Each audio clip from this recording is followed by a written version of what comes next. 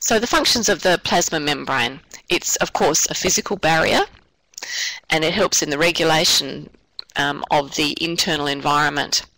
It helps to exchange ions and nutrients so they can move in and out, and it helps to eliminate wastes which are produced within the cell and allows them to be released into the extracellular environment.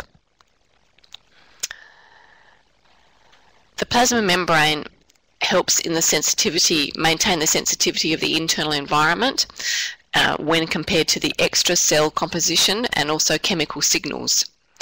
And the cell membrane helps with structures, like with the cytoskeleton being helping the cell to maintain its shape.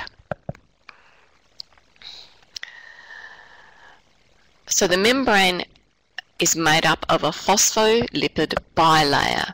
So if we break down phospholipid, it's phosphate and lipid, so phosphate and fat, and bilayer means it's two layers.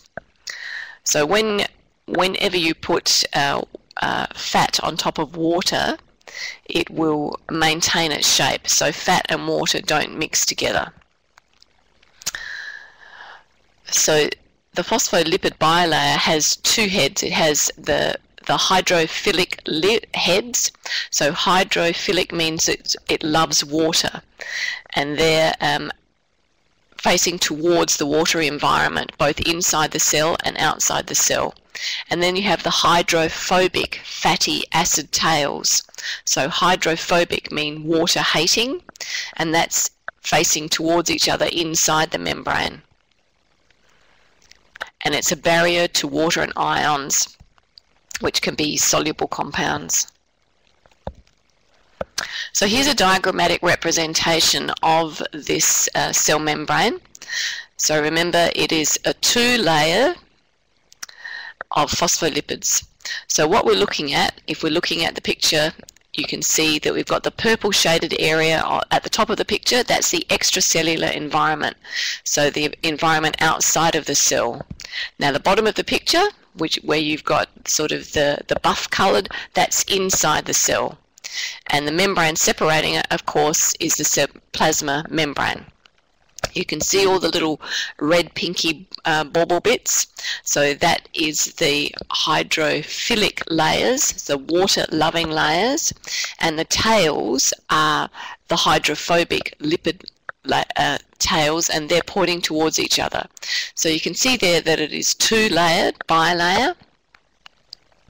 And you can see within the surface, it's not just all one surface of this biophospholipid layer, that there are other mechanisms and other processes that are also present there.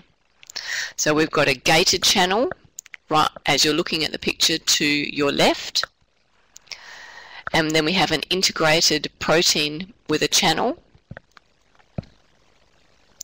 and then we have glycoproteins. So all of these we'll be covering in the next part of the lecture and what their function is. So the extracellular fluid is interstitial fluid, and this is the fluid that is outside of the cell, and it's a watery medium that surrounds the cell. So it's important that you as registered nurses understand the function of the interstitial fluid, because it will be important when you're managing your patient's level of hydration. So the plasma membrane separates the cytoplasm, which is inside the cell, from the extracellular fluid. The cytoplasm is the liquid, and it carries all of the internal structures known as the organelles inside the cell.